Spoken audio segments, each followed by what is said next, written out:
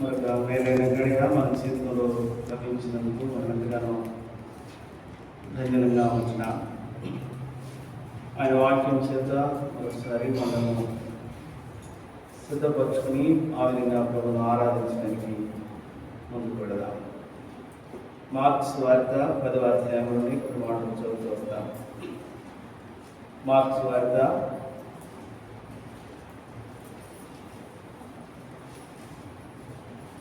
10వ అధ్యాయము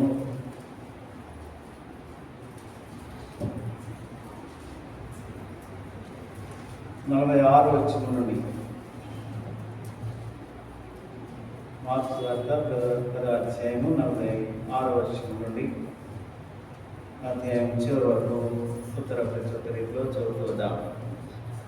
మార్క్స్ వార్త 10వ అధ్యాయము 46వ వచనం నుండి. వారు ఎరుకో పట్టణములకు వచ్చిరి. ఆయన తన శిష్యులతో కూడా బహు జనసమూహంతోనూ ఎరుకో నుండి బయలుదేరి వచ్చుచుండగా తీమయి కుమారుడు భర్తిమయి అను కుట్టి ప్రేక్షకుడు త్రోవ ప్రక్కన కూర్చుండెను.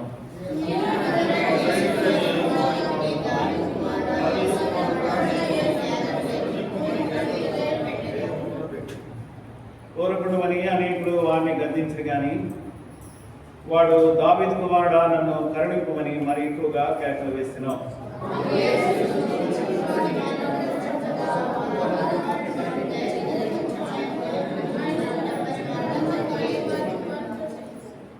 అంతటా వాడు బట్టలు పారవేసి దిక్కున లేచి యేసునద్దకు వచ్చెను.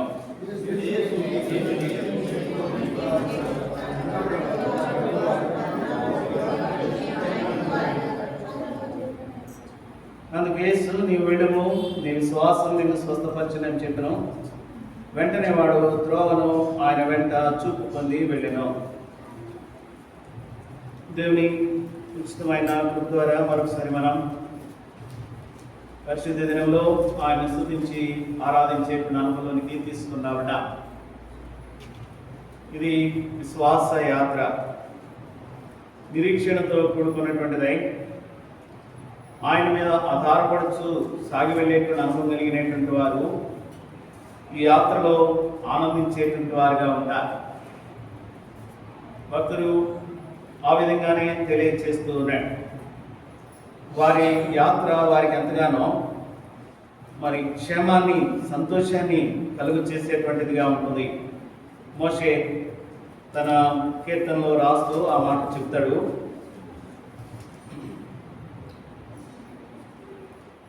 క్షమించండి, 84వ కీర్తన కోరహ కుమారులు ఆ మాటను జ్ఞాపకం చేస్తూనే 5-6 వచనాలు చదువుతూనే. కీర్తనల గ్రంథము 84వ అధ్యాయము 5-6 వచనాలు. నీ వలన బలమునందు మనుషులు ధన్యులు, యాత్ర చేయు మార్గము వారికి అతి ప్రియము. వారు వాకాలో ఇవ్వడి వెళ్ళచ్చు, దాన్ని జలమయంగా చేయడు, తొలకరి వాన దాన్ని దీవెనలతో కప్పును. దేవుని యందు మరి బలము పొందొచ్చు ఉండేటువంటి యాత్ర ఎంతో ధన్యకరమైనటువంటి యాత్రగా ఉంటుంది. వారికి ఆ యాత్ర బహు ప్రియమైనదిగా, ఇష్టపూర్వకమైనదిగా, సంతోషాన్ని ఇచ్చేటువంటిదిగా కూడా ఉంటుంది. మరొకవేళ ఈ లోకంలో ఉండేటువంటి యాత్ర, దాని యొక్క అనుభవాలు మానవునికి ఈ దినాల్లో అనేకమైనటువంటి నిరాశను, నిస్పృహను, ఏ విధమైనటువంటి మరి నమ్మకత్వం లేనటువంటి యాత్రగా మానవుని యాత్ర కొనసాగుతుంది. మరి యాత్రలో కలిగేటువంటి అనేకమైన సంగతులు మానవుని మాత్రం నెమ్మది లేకుండా చేస్తున్నాయి. తన చుట్టూ ఉన్న వారికి కూడా అదే అనుభవాలను ఇస్తూ ఉన్నాయి. అయితే ప్రియులారా, ప్రభునందు విశ్వాసం ఉంచినటువంటి మనము, ఆయన వలన బలం పొందేటువంటి మనము ఈ యాత్రలో నిరంతరము నిరీక్షణ కలిగినటువంటి వారమై ఆయన ఎంతో ఆనందిస్తూ సాగి వెళ్ళేటువంటి అనుభవం కలిగినటువంటి వారిగా ఉండడం ఎంతో ధన్యకరమైన జీవితమే. ఈ యాత్రను బట్టి ప్రభు మనకు చేసినటువంటి అంటే ఉపకారములను బట్టి ఆయనను స్తుతించుట, ఆయనను ఆరాధించుట ఎంతైనా అవసరంగా మనకు కనబడుతుంది. ఆయనను ఆరాధించడానికి మన జీవితంలో అనేకమైనటువంటి హేతువులు మనం కలిగినటువంటి వారుగా ఉన్నాం. అవన్నీ కూడా ఒకవేళ బాహ్యమైన భౌతికమైనటువంటి సంగతులు చూసినట్లయితే ఆయన మన విషయమై కలిగి ఉన్న గొప్ప ఉద్దేశము మనలను ఆయనను బహుగా స్తుతించడానికి, ఆరాధించడానికి ప్రోత్సహిస్తూ ఉంటుంది. మనం చదువుకున్నటువంటి వాక్య భాగంలో ఒక గుడ్డి వ్యక్తిని మనం చూస్తూ ఉంటున్నాం, భర్తమయ్యి అనేటువంటి వ్యక్తిని. ఆ వ్యక్తి యొక్క జీవిత అనుభవం ఏ విధంగా ఉందో మనకు జ్ఞాపకం చేయబడుతుంది, లేక మనం గ్రహించగలం. అయితే ప్రభు ఆ వ్యక్తిని పిలుస్తూ ఉంటున్నాడు. మరి ఆయన నిన్ను పిలుచుచున్నాడు, లెమ్మని వానితో చెప్పి. ఎప్పుడైతే ఆ వ్యక్తి యొక్క జీవిత అనుభవాల్లోనికి ప్రభు యొక్క పిలుపు చేర్చబడిందో, లేక ఆయన అనగా ప్రభు ఆ వ్యక్తిని పిలుస్తూ వస్తుంటున్నాడో, వెంటనే తన యొక్క జీవితంలో కలిగినటువంటి గొప్ప మార్పు, దాని ద్వారా కలిగినటువంటి గొప్ప సంపూర్ణమైనటువంటి క్షేమము, ప్రభువును ఆరాధించేటువంటి అనుభవంలోనికి ఆ వ్యక్తిని నడిపించినటువంటిదిగా ఉంది. అపోస్తలుల కార్యములు 3వ అధ్యాయంలో చూస్తూ ఉంటాం. అక్కడ ఒక కుంటివాడు ఆ దేవాలయం వెనుకట, కుంటివాడు దేవాలయం వెనుకట కూర్చుని భిక్షమెత్తుకునేటువంటి వాడు. పేతురు మొదలైనటువంటి వారు ఆ వ్యక్తితో మాట్లాడుతూ వచ్చారు. వెంటనే ఆ వ్యక్తి యొక్క సంగతులన్నీ కూడా చక్కగా చేయబడ్డాయి. వాడు లేచి దిగ్గున లేచి గాంతులు వేస్తూ దేవాలయంలోనికి వెళ్ళి అక్కడ ఉండేటువంటి ప్రజలందరితో కలిసి దేవుని ఆరాధిస్తున్నాడు, స్తుతిస్తున్నాడు, గణపరుస్తూ ఉంటున్నాడు. ఎప్పుడైతే ప్రభు యొక్క పిలుపు ఈ గుడ్డివాని జీవితంలో లభించినటువంటిదిగా ఉందో, తన చుట్టూ ఉన్న వాళ్ళు చెప్తున్నారు, ధైర్యం తెచ్చుకున్నాము, ఆయన నిన్ను పిలుచున్నాడు, లేమని వాటితో చెప్పి. అంతటి వాడు బట్టలు పారవేసి దిక్కున లేచి యేసునద్దకు వచ్చెను. విశ్వాస జీవితం యొక్క ప్రారంభం, దాని యొక్క నడవడిక, దాని యొక్క అనుభవాలు ఆయనను ఆరాధించడానికి మనల్ని ఎంతగానో బలపరచగలిగినటువంటివిగా ఉంటున్నాయి. ఆయన మనలను పిలిచినటువంటి వాడిగా ఉంటున్నాడు. గత కాలంలో ఆయన పిలుపును, ఆయన స్వరమును విననటువంటి వారు. మరి భక్తుడు రాస్తా ఉన్నాడు, సామెతల గ్రంథకర్త జ్ఞాపకం చేస్తాడు దాన్ని. 1వ అధ్యాయము, సామెతల గ్రంథం 1వ అధ్యాయం 24వ వచనం చదువుతున్నా. సామెతల గ్రంథం 1వ అధ్యాయం 24వ వచనం. ఆయన మనల్ని పిలిచినప్పటికీ కూడా కొన్నిసార్లు ఆయన పిలుపును అంగీకరించినటువంటి వారమై మన యొక్క జీవితాలు సాగి వెళ్ళినవి అని చెప్తుంటున్నాడు. 24వ వచనం చదువుతున్న 1వ అధ్యాయం సామెతల గ్రంథం. నేను పిలువగా మీరు వినకపోతే, నా చేయి చాపగా ఎవరినో లక్ష్య పెట్టకపోయి, నేను చెప్పిన బోధ ఏమీ మీరు వెనుక త్రోసివిస్త్రీ, నేను గద్దెంపగా లోబడక పోత్రి. ఈ విధంగా మానవుని యొక్క జీవితము ఈ విశ్వాస మార్గంలో సాగి వెళ్ళినటువంటి అనుభవం కంటే ముందున్నటువంటి అనుభవాలు బహు ప్రమాదకరమైనటువంటివిగా ఉంటున్నాయి. దేవుడు అనేక సార్లు మానవుని దర్శించడానికి ఆశించినటువంటి వాడుగానే ఉన్నాడు. ఆయా అనుభవాల ద్వారా దేవుడు తనను దర్శిస్తూనే ఉన్నాడు. ఒకవేళ అనుదినము ఆయన చూపించేటువంటి నూతనమైన వాత్సల్యత అందరూ అనుభవిస్తూనే ఉన్నారు.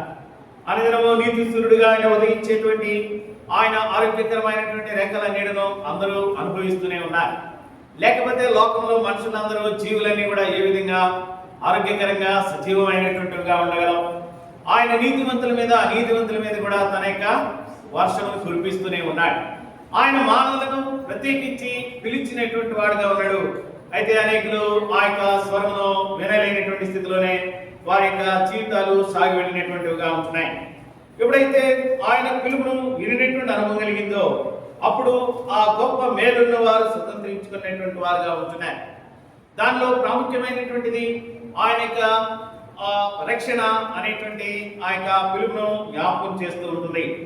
ఇక్కడ మనం జ్ఞాపకం చేసుకుంటే, లేక సామెతల గ్రంథకర్త రాసిన మాట, నేను పిలువగా మీరు వినకపోతే, నేను చేయి చాపగా ఎవరినో లక్ష్య పెట్టకపోయి, నేను చెప్పిన బోధ ఏమీ మీరు వెనక త్రోసివేస్త్రీ, నేను గద్దింపగా లోబడక పోత్రి. ఇది మానవుని యొక్క సహజమైనటువంటి లక్షణము, గుణంగా ఉంది.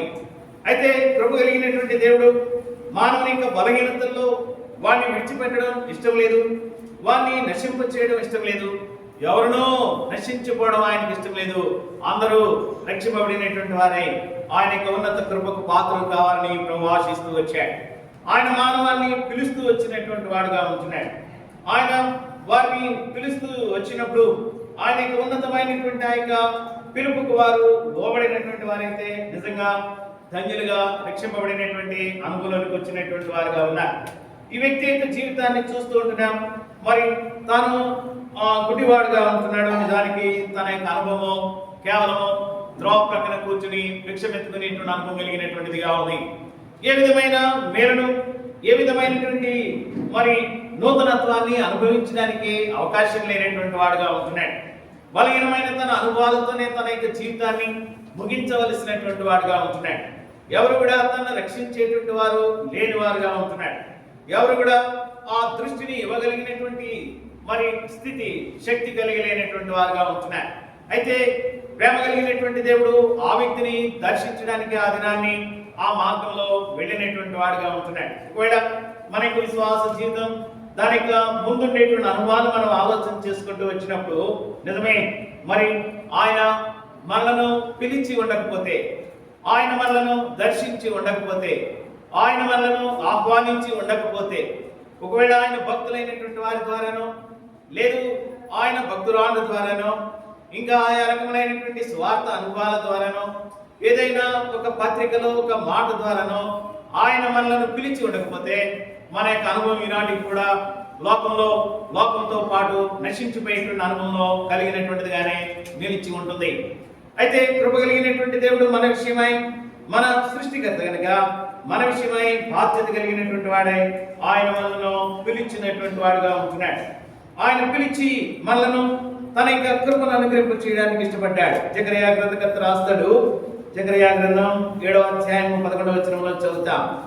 జకర్యా గ్రంథం 7వ అధ్యాయము 11వ వచనం.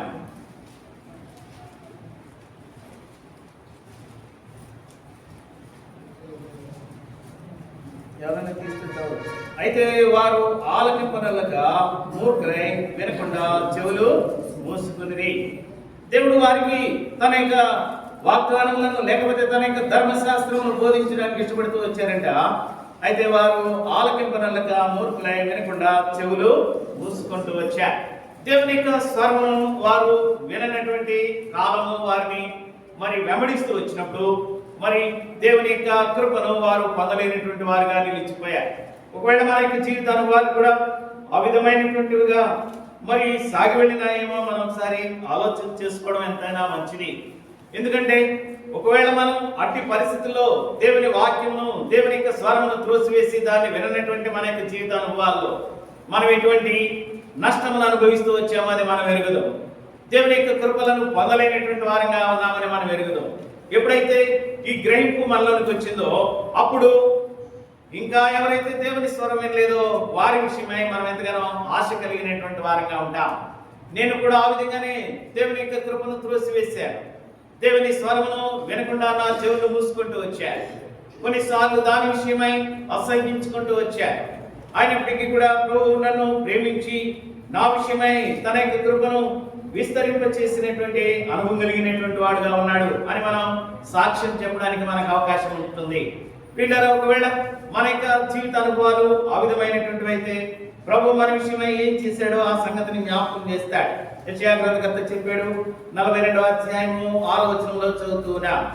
యెషయా గ్రంథం 42వ అధ్యాయము 6వ వచనం. ఆయన మనలను పిలిచినటువంటి వాడుగా ఉంటున్నాడు. 42వ అధ్యాయము 6వ వచనం. గుడివారి కన్నులు తెరచుటకును, బంధింపబడిన వారిని చెరసాలలో నుండి వెలుపలికి తెచ్చుటకును, చీకటిలో నివసించు వారిని బందీ గృహంలో నుండి వెలుపలికి తెచ్చుటకును,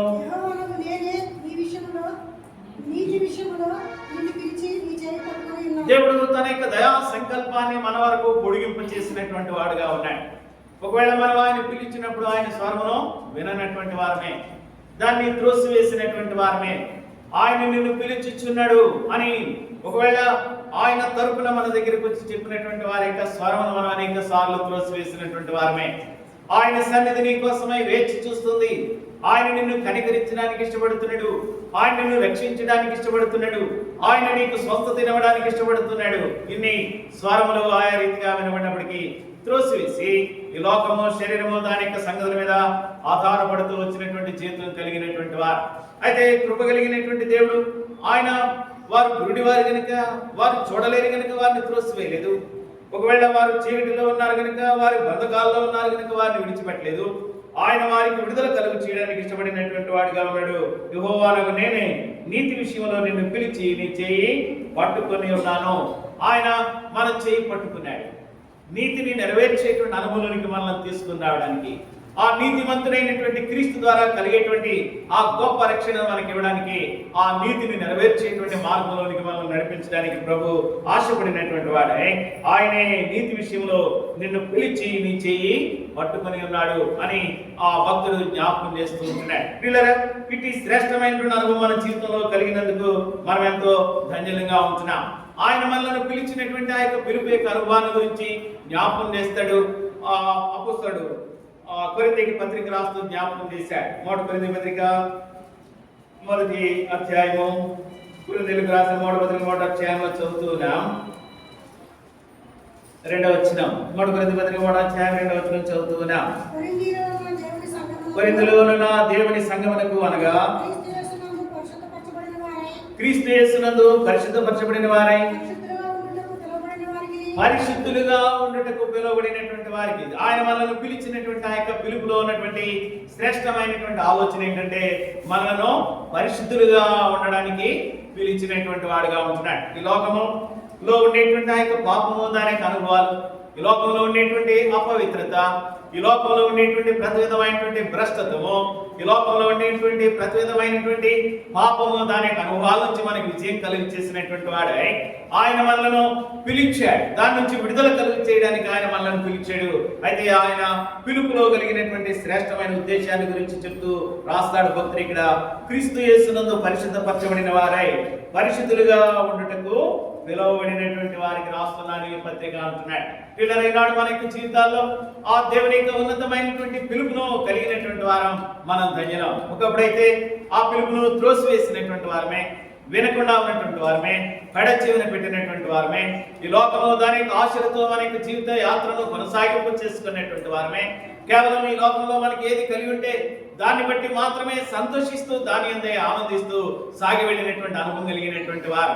అయితే ఇప్పుడు ఆయన పిలుస్తూ ఉంటున్నాడు, భయపడకు, ఆయన నిన్ను పిలుస్తూ ఉన్నాడు అని చెప్పినటువంటి అనుభవం తర్వాత ఆ వ్యక్తి యొక్క జీవితంలో ఏం కలుగుతుందో ఒకసారి గమనించుదా. మార్క్స్ వార్త 10వ అధ్యాయము. ఆ గుడ్డివాడు లోపల కూర్చొని భిక్ష పడుకుంటున్నటువంటి ఆ వ్యక్తి యొక్క జీవితంలో ఏం చేస్తాడంట, 49వ వచనం.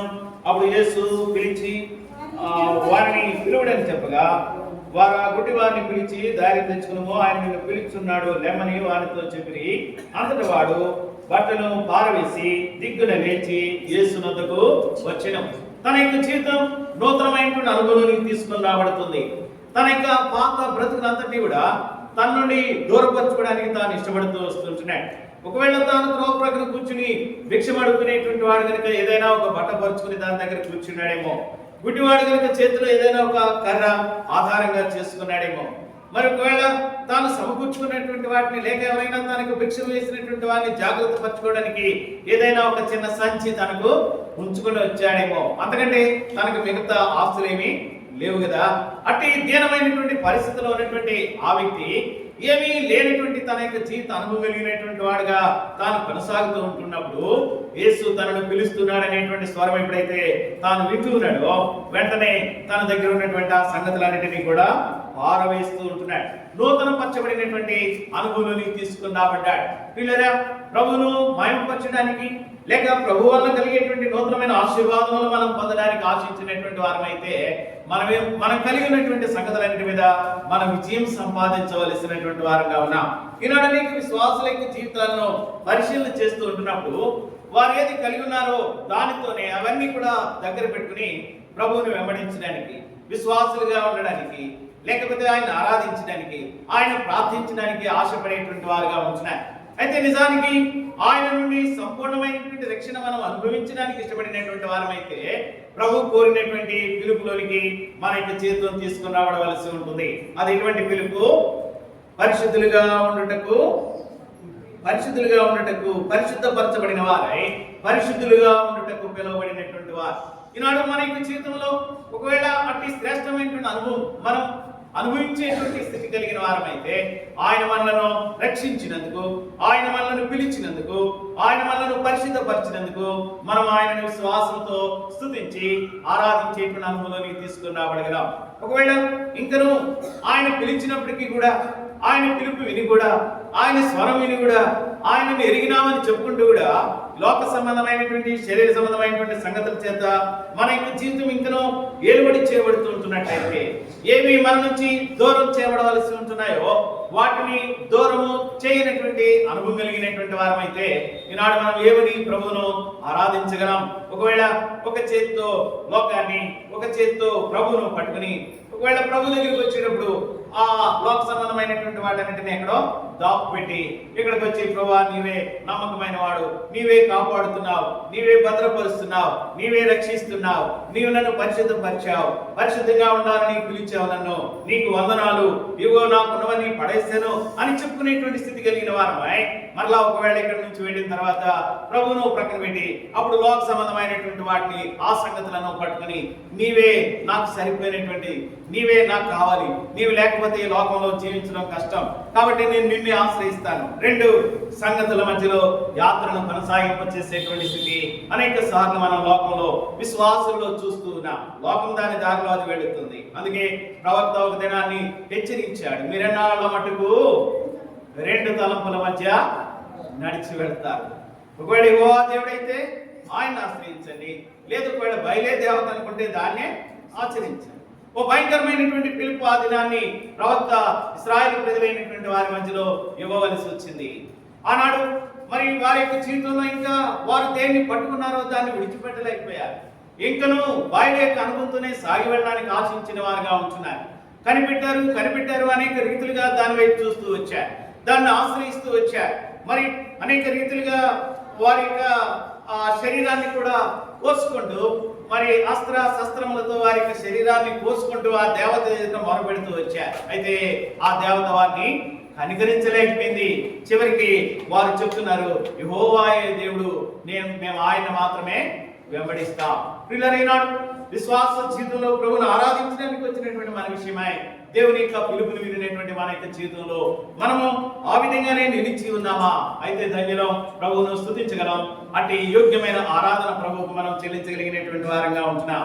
క్రీస్తు యేసునందు పరిశుద్ధపరచబడిన వారై పరిశుద్ధులుగా ఉండటకు పిలువబడినటువంటి వారు అని చెప్తూ ఉంటున్నాడు. వారికి ఆయన శక్తిగా నిలిచి ఉంటాడని చెప్తూ ఉంటున్నాడు. మొదటి అధ్యాయం 24వ వచనం, మొదటి కొరింథీ పత్రిక మొదటి అధ్యాయము 24వ వచనంలో చదువుతున్నా, ఆయన యూదులకు ఆటంకముగాను అన్ని జనులకు వెరితనముగాను ఉన్నాడు గాని యూదులకేమి గ్రీసు దేశస్థులకేమి పిలువబడిన వారికే క్రీస్తు దేవుని శక్తియు దేవుని జ్ఞానమునై ఉన్నాడు. పిల్లరా, ఒకవేళ ఆయన మీద మాత్రమే ఆధారపడినటువంటి వారమైతే పరిశుద్ధులుగా ఉండడానికి పిలువబడినటువంటి మన యొక్క జీవితంలో పరిశుద్ధంగా జీవించేటువంటి అనుభవం కలిగినటువంటి వారమైతే పిలువబడినటువంటి మనకు క్రీస్తు దేవుని యొక్క శక్తి, దేవుని జ్ఞానంగా నిలిచి ఉండేటువంటి వాడుగా ఉంటాడు. ఎవడైతే దేవుని యొక్క శక్తిని, దేవుని జ్ఞానమును కలిగిన వాడుగా ఉంటాడో అటు వారే ఆత్మతో ఆయనను ఆరాధించేటువంటి అనుభవానికి వెళ్ళగలిగినటువంటి వారుగా ఉంటారు. ఒకవేళ దైవశక్తి, దైవ జ్ఞానం లేకపోయినా కానీ కేవలము భాష తెలుసు కనుక దేవుని ఆత్మ సహాయం లేకుండా కూడా ప్రభువును ఆరాధిస్తున్నట్లుగా మనం జీవించడానికి అవకాశాలు కలిగి ఉన్నాయి. అయితే అటు ప్రమాదకరమైన అనుభవం నుంచి మన యొక్క జీవితాన్ని తప్పించుకోవడం మనకి ఎంతైనా అవసరంగా ఉంటుంది. ఈ ఉదయకాలం ప్రభువును ఆరాధించడానికి వచ్చినటువంటి మనం మరొకసారి జ్ఞాపకం చేయబడుతుంటున్నాం.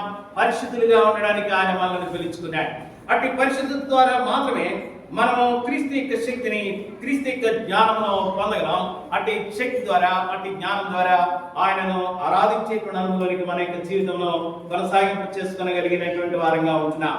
అట్టి రక్త శక్తి ప్రభు మనకు అనుగ్రహింపు చేసేటువంటి వాడుగా ఉంటాడు. ప్రకటన గ్రంథకర్త రాశాడు 7వ అధ్యాయం 14వ వచనంలో చదువుతున్నాం. ప్రకటన గ్రంథం 7వ అధ్యాయము 14వ వచనం, అట్టి దైవశక్తితో, అట్టి దైవ జ్ఞానంతో మాత్రమే మనం ఆయనను ఆరాధించగలిగినటువంటి వారిగా ఉంటున్నాం. ప్రకటన గ్రంథం 7వ అధ్యాయము 14వ వచనం చదువుతున్నాం. అయ్యా నీకే తెలియనాగా అతడు ఇలాగ నాతో చెప్పాడు, మీరు మహాశ్రమల నుండి వచ్చిన వారు వెలుగుల రక్తంతో తమ వస్త్రములను ఉతుక్కొని వాటిని తెలుపు చేసుకొని. అక్కడ కొంతమంది మరి ప్రభును ఆరాధించడానికి సమకూర్చబడినటువంటి వారుగా ఉంటున్నారు. వారు తెల్లని వస్త్రములు ధరించుకునే వారై ఖర్జూరపు మంటలు చేతబడుకుని సింహాసనం ఎదుటనో గొర్రెపిల్ల ఎదుటనో నిలవబడిరి. వారు పరిశుద్ధపరచబడినటువంటి వారుగా ఉంటున్నారు. వారు తెల్లని వస్త్రములు ధరించుకునేటువంటి వారుగా ఉంటున్నారు. ఆ విధంగా సింహాసనం ఎదుట వారి యొక్క జీవితాన్ని నిలిపించుకునేటువంటి వారుగా ఉంటున్నారు. సింహాసనం ఎదుటికి వెళ్ళారంటే ఒకవేళ అక్కడ ఉండేటువంటి అనుభవం ఏమై ఉంటుంది?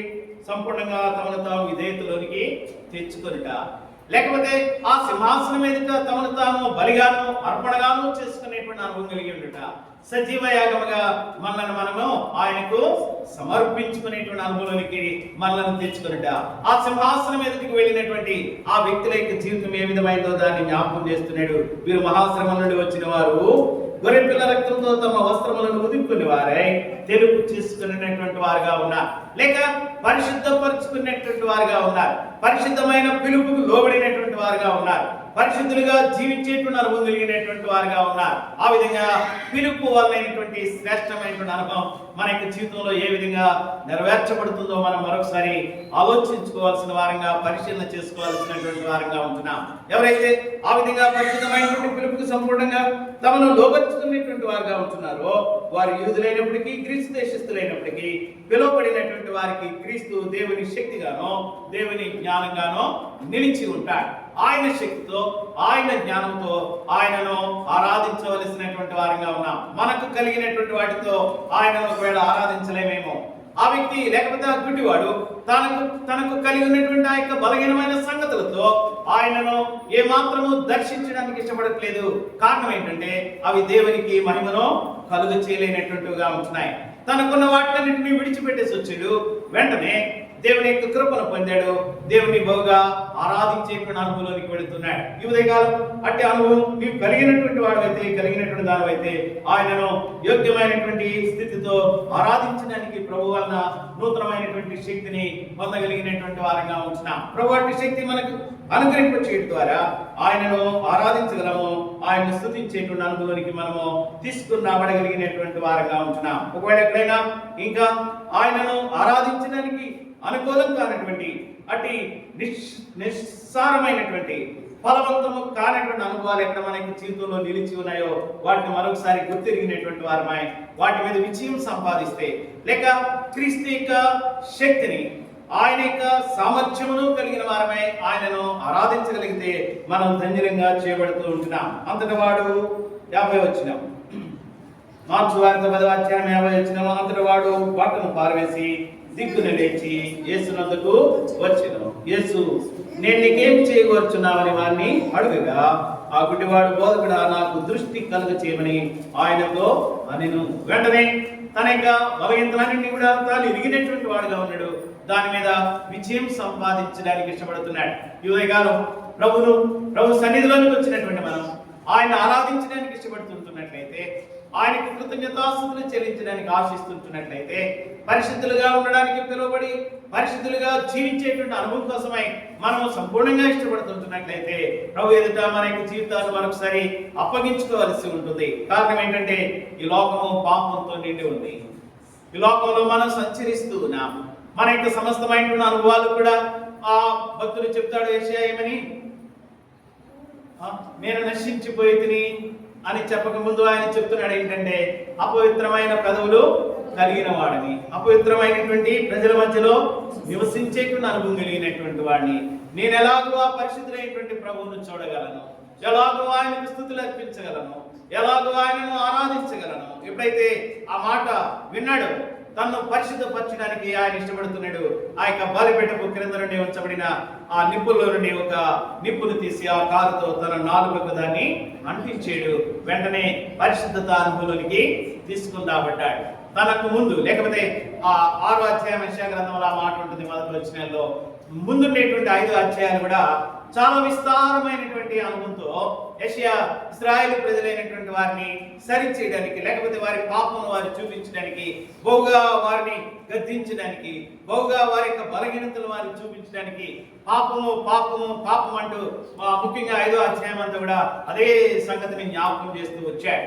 అయితే 5వ అధ్యాయంలోకి వచ్చేటప్పటికి తనను తాను పరిశీలన చేసుకున్నాడు. ఆ సింహాసనం ఎదుటికి వెళ్ళేటప్పటికి, లేక ఆయన యొక్క ఆ బలిపీఠం ఎదుటికి వెళ్ళేటప్పటికి, దేవుని మందిరావరణంలోనికి వెళ్ళేటప్పటికి, దేవుని పరిశుద్ధమైనటువంటి వాక్యం దగ్గరికి వెళ్ళేటప్పటికి, ధర్మశాస్త్రం దగ్గరికి వెళ్ళేటప్పటికి మన బలహీనతలన్నీ కూడా మనకు తేటగా కనబడతాయి. ఒకవేళ మనం ఎవరైనప్పటికీ కూడా, యూదులైనప్పటికీ, ఇంకా ఇంకోటి ఏం రాశారు అక్కడ, గ్రీసు దేశస్థుడైనప్పటికీ, కొన్ని చోట్ల హెలేనీయుడు అంటుంది పాత ప్రతిలో, హెలేనీయుడు అని రాశాడు. యూదుడైనప్పటికీ, గ్రీసు దేశస్థుడు అయినప్పటికీ కూడా ఆ క్రీస్తు వలన కలిగినటువంటి ఆ యొక్క శక్తి వారిని ఆ దేవుని ఆరాధించేటువంటి అనుభవానికి తీసుకుని రాగలిగినటువంటిదిగా ఉంటుంది. ప్రియమైన దేవుని సంగమా, ప్రభువును ఆరాధించడానికి వచ్చాము ధన్యులం. ఆయన బలిపీఠం మాటన జీవించేటువంటి అనుభవం వచ్చింది ధన్యులం. ఆయన మందిరావరణంలో చేరేటువంటి శ్రేష్టమైన అనుభవం ప్రభు మనకి ఇచ్చాడు, మనం ధన్యులం. అయితే ఈ ధన్యతను మనం యోగ్యమైనదిగా ఉపయోగించుకుంటూ మరి ఆయన రాక పర్యంతము నమ్మకంగా జీవించేటువంటి అనుభవం కలిగిన వారంగా ఉండడం ఎంతైనా అవసరంగా కనబడుతూ వస్తుంది. ఒకవేళ ఆరాధన, దేవుని సన్నిధి, ఆయన ప్రజలతో సహవాసం చేయడం, ఆయన బల ఎదుటి చేరడం, ఆయనకు బలులు అర్పించుకోవడం, ఇవన్నీ కూడా ఆచారంతో కూడినటువంటి సంగతులు ఏవి కావు, కానీ ఇవి మనలను నిత్య జీవమునకు నడిపించేటువంటి అనేకమైన మెట్లు. వాటిని మన యొక్క జీవితంలో క్రమంగా అనుసరించే కొలది యోగ్యమైనటువంటి అనుభవంతో ప్రభు యొక్క రాక కోసమే మనల్ని సిద్ధపరచుకుని మనం ఎదురు చూసేటువంటి అనుభవంలోనికి వెళ్ళగలిగినటువంటి వారంగా ఉంటున్నాం. ఆ ఎత్తబడేటువంటి గుంపులో ఉండాలనేది దైవ భక్తుల యొక్క శ్రేష్టమైనటువంటి ఆశ. వీళ్ళ ఒకవేళ ఆ విధంగా మన యొక్క జీవితాలు సిద్ధపడితే మనం ధన్యులమే. ఈనాడు ఇక్కడే ఆయనను ఆరాధిస్తుంటుండగానే ఆయన రాజ్యం యొక్క శ్రేష్టతను చూడగలిగినటువంటి వారంగా ఉంటున్నాం. గొర్రె పిల్ల రక్తంతో తమ వస్త్రములను ఉతుక్కుని వాటిని తెల్లగా చేసుకునేటువంటి వారు, పరిశుద్ధపరచబడినటువంటి వారు, పరిశుద్ధమైనటువంటి రాజ్యములకు వారు మరి హక్కుదారులుగా నిలిచినటువంటి వారుగా ఉంటున్నారు. నా ఆరాధన లేక యోగ్యమైనటువంటి పరిశుద్ధ అనుభవం నుంచి వచ్చినటువంటి ఆరాధన మనలను పరిశుద్ధ రాజ్యములకు హక్కుదారులుగా చేయడానికి మనలను మరి సంసిద్ధపరిచినటువంటిదిగా ఉంది. అది ఒక ఎటువంటిదంటే ఏం చెప్తారు, గుర్తింపు కార్డులు ఉంటాయి కొన్నిటి కదా. ఎలక్షన్ వచ్చింది అనుకోండి, ఓటు వేయడానికి వెళ్ళాలంటే కొన్ని గుర్తింపు కార్డులు చెప్తారు. ఏముంటాయి, రేషన్ కార్డు ఉంటుంది, ఇంకా ఆధార్ కార్డు ఉంటుంది. ఈ కార్డులో ఏది తెచ్చుకున్నా కానీ మిమ్మల్ని గుర్తించి ఓటు వేయడానికి ఒప్పుకుంటాం అని చెప్తాడు. నిన్ను నిత్య రాజ్యంలో, నన్ను నిత్య రాజ్యంలో చేర్చడానికి, ప్రభుత్వ యుగాలు జీవింప చేసేటువంటి శ్రేష్టమైనటువంటి అనుభవానికి మనల్ని చేర్చడానికి మనకున్నటువంటి ఒక ఆధార్ కార్డు, లేకపోతే ఒక రేషన్ కార్డు, లేకపోతే ఒక గుర్తింపు కార్డు ఏంటన్నమాట, పరిశుద్ధమైనటువంటి జీవితం కలిగిన వారమై ఆ ప్రభువును యోగ్యంగా ఆరాధించేటువంటి అనుభవం. దాని ద్వారా ప్రభు మనకు ఒక హెచ్చింపు కలుగు చేయడానికి ఇష్టపడుతూ వస్తూ ఉంటున్నాడు. నిజానికి పరలోక రాజ్యంలోకి వెళ్ళిన తర్వాత ఉన్న పని ఏంటి, అది ఆకలి దప్పులు లేనటువంటి రాజ్యం కదా. అక్కడ మనం మళ్ళా గాలి కోసం ఫ్యాన్లో స్విచ్లో దక్కర్లే, లైట్ కోసం మళ్ళీ ఆ స్విచ్లో అవసరం లే, కూర్చోడానికి చాపలు వేసుకోవాల్సిన అవసరం లే, లేకపోతే సౌండ్ రావడానికి మైక్ పెట్టుకోవాల్సిన అవసరం లేదు. అక్కడ ఉన్న వాళ్ళందరికీ ఒకటే పని, ఏంటా పని, ఆయనను ఆరాధించుట. ఇక్కడ ఏం చేస్తున్నారు, కోటాను కోట్ల దేవదూతలు ఉన్నాయి, ఏం చేస్తున్నాయి, పరిశుద్ధుడు పరిశుద్ధుడు పరిశుద్ధుడని మానక దివారాత్రులు ఆయనను ఆరాధిస్తూ ఉంటున్నాయి. ఇదే అక్కడికి వెళ్ళిన తర్వాత మన అందరి పని. ఇంకా వేరే పని బాధ్యతలు ఏం దేవుడు అక్కడ పెట్టలే, వండుకొని అవసరం లే, ఆకలి ఇదంటే ఇంకా ఏ విధమైనటువంటి అవసరం అక్కడ లేవు. అట్టి శ్రేష్టమైనటువంటి బాధ్యత, అనుభవం, లేకపోతే అట్టి పరిచర్య భూమి మీద దేవుడు మనకి అప్పగించినటువంటి వాడుగా ఉంటున్నాడు. కేవలం పరిచర్య అంటే ఏదో ఇక్కడ నిలబడి పాట పాడటం, ఆరోగ్యం వేయడం, వాక్యం చెప్పడం, ఈ సంగతులు మాత్రమే కాదు. నీవే ప్రక్కన మందిరంలో కూర్చుని ఆరాధన చేసిన అది కూడా పరలోక దేవునికి శ్రేష్టమైన పరిచర్యే. కాబట్టి మనం అందరం కూడా ఆయన సన్నిధిలో యోగ్యమైనటువంటి పరిచారకులుగా పరిశుద్ధపరచబడినటువంటి అనుభవం కలిగినటువంటి వారమై, అయితే అట్టి అనుభవంలోనికి రావాలంటే ఏం కావాలి, ఆయన బోధకుడు నిన్ను పిలుస్తున్నాడు. ఆయనని పిలుస్తూ ఉన్నాడు. ఎప్పుడైతే ఆయన స్వరం విన్నాడో ఆ గుడివాడు వెంటనే తనకున్న వాటిలన్నిటినీ పాడవేసి ప్రభు దగ్గరికి వస్తూ ఉన్నాడు. ప్రభు వెంటనే అడుగుతున్నాడు, ఏం కావాలి నీకు నా దగ్గర నుంచి, నేను ఏం చేయగోరుతున్నావు అని అడిగితే వాడు ఏం చెప్తాడు, నాకు దృష్టి కలుగ చేయండి అని ఆయనతో చెప్పాను. అందుకు యేసు, నీ వెడుము, నీ విశ్వాసం నిన్ను స్వస్థపరచునని చెప్పాను. వెంటనే వాడు త్రోవను ఆయన వెంట చూపు పొంది వెళ్ళి, ఒకవేళ ఆయనను మహిమపరుస్తూ ఆయన వెంట వెళ్ళినటువంటి వారిలో ఆ వ్యక్తి ఉన్నాడు. ఈ ఉదయకాలం నిన్ను నన్ను కూడా ఆ విధంగానే ఆయనను మహిమపరుస్తూ మన విశ్వాస యాత్రలో ముందుకు సాగి వెళ్ళాలని ప్రభు మన విషయమై ఆశ కలిగిన వాడుగా ఉంటున్నాడు. ఒకవేళ పరిశుద్ధమైనటువంటి పిలుపుతో పిలువబడినటువంటి మీలో ఆయన సంపూర్ణమైనటువంటి కార్యము నెరవేర్చబడిందా? ఈ కార్యం ఒకవేళ లోకమునకు వెరితనంగానే ఉంది. ఏంటో వాళ్ళ ఆరాధన అంటారు, తీరా వెళితే అక్కడ ఏదో గంటలు గంటలు మోకరించేదో ఎవరో ఏదో మాట్లాడుతూ ఉంటారు అని చెప్పుకునేటువంటి అనుభవం ఉంటుంది. ఎందుకంటే నశించిపోయేటువంటి వారికి అది వెరితనంగా ఉంటుంది. రక్షించబడిన నీకు అది దేవుని శక్తి. అట్టి శక్తిని అనుభవించి ప్రభును ఆరాధించితే ప్రభు మనకి చేసినటువంటి శ్రేష్టమైన కార్యం, ఆయన శిలువలో చేసిన బలియాగం ద్వారా కలిగినటువంటి ఆ గొప్ప శక్తిని, ఆ ఆత్మశక్తిని మరొకసారి నీ ఎదుట నా ఎదుట విడుదల చేస్తూ ఉంటున్నాడు.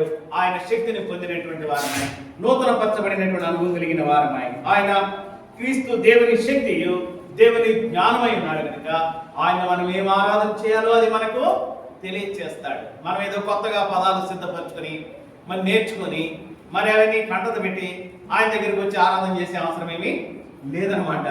ఆయన మనకు శక్తి, ఆయన మనకు జ్ఞానం.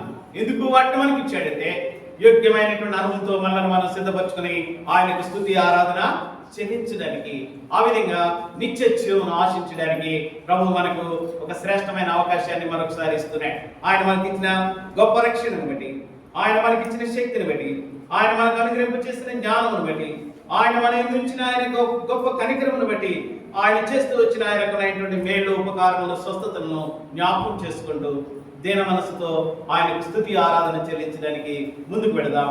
ప్రభు ఆ విధంగా మన ఎడల తన యొక్క ఆత్మను సమృద్ధిగా అనుగ్రహింప చేసి తన నామమునకు మహిమ తెచ్చుకొనును గాక. కొంత సమయం ప్రభును ఆరాధించడానికి పెడదాం. క్లుప్తమైనటువంటి మాటలతో ప్రభును ఆరాధించుదాం.